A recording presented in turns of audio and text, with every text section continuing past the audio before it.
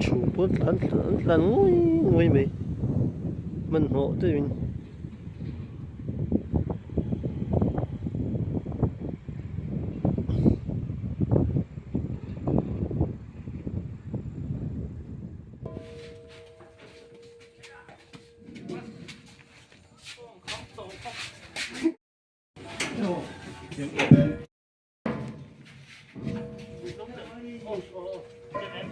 그래서 상대요.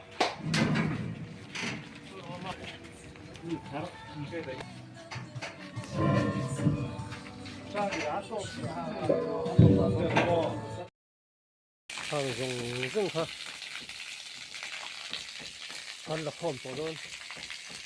để tầm nước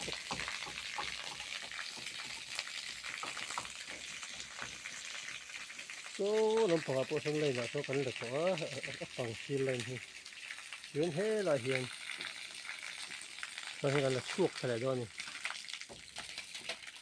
các cái công ty buổi thạc đó hiểu mà hết là hiền chung ở here cần cần tí ra số lại có tổ bảo sang chuộc phải đó này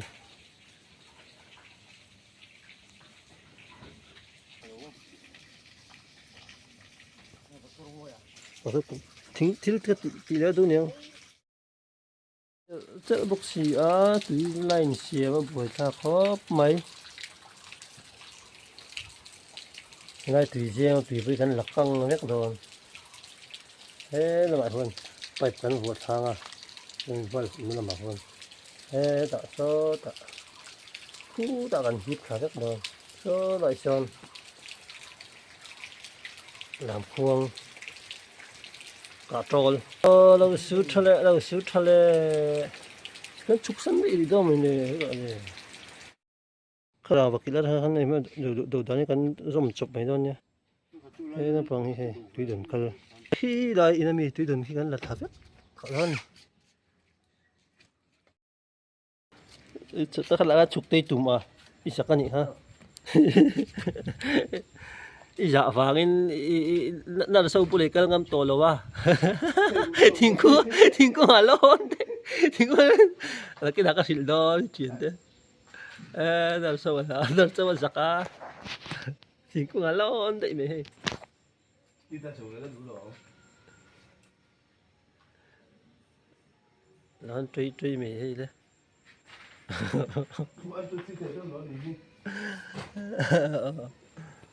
zakka thiên cô hà lon đấy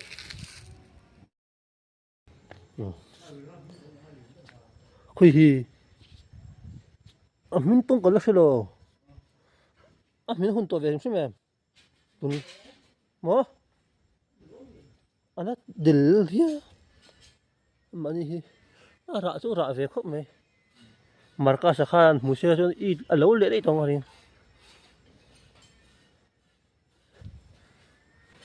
hi đã hiện sinh cubai đã hiện tùy đường hi cần xiêm đằng lâm lệ đón ta nè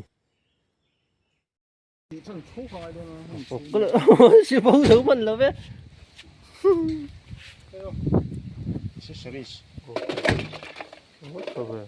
vẫn lộn mày số lại cái trang số cái này là phải hết là bảo hiền cái này hết là bảo hiền ta nè là phiên buôn là mà chuộc đơn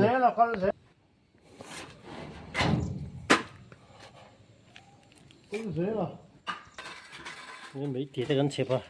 hết là cái thật đó nè thật duy hiền hay bị chuộc thì thế hay là lo cái gì cả sao thế ạ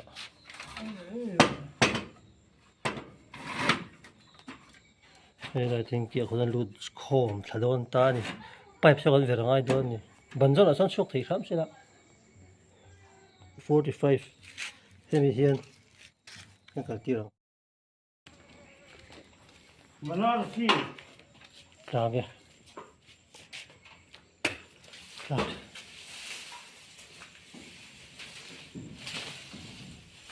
khá là về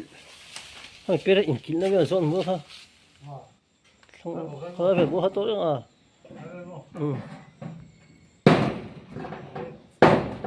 cột mua nếu rồi mua mua nhiều đó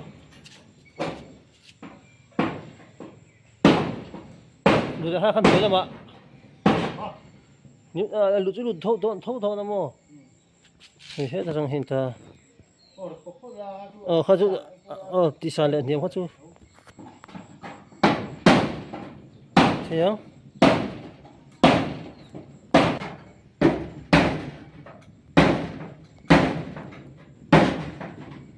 chị thì mình túi này hết đây này.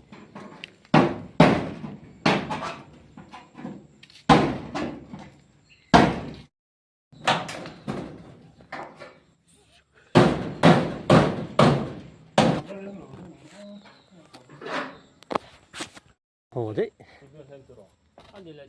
hai chục sáu tục á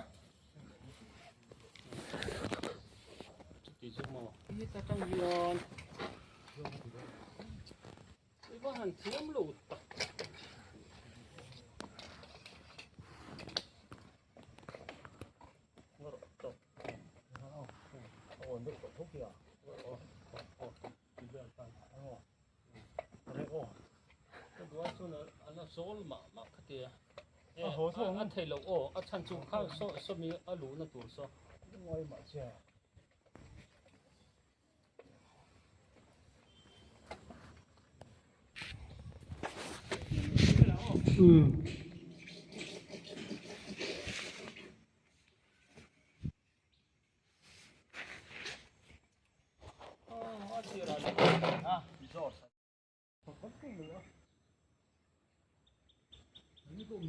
đủ rộng lắm nghe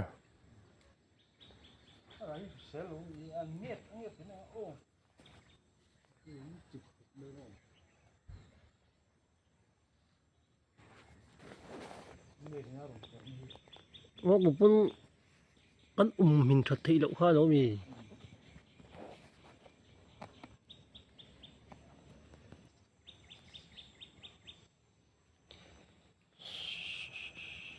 tuy rằng giờ cần suy sầu ta hay là thế bản nhân lụt tật chia lụt to cái nỗi số xe đó tuy rằng khát bắp bắp rồi thiên cái đó chả mình đã bằng cuộc sử dụng mà cuộc xử lý bút nhỉ à sử dụng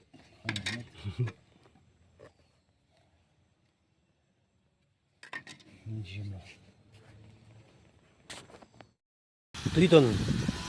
ôi thì nè anh này ta hết loại hiện luôn lụt to đó nè có là sản xuất hàng á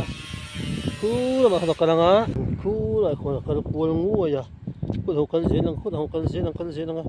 số ta son cái luôn tan chủ bút lăn ngồi mày mình hộ tới mình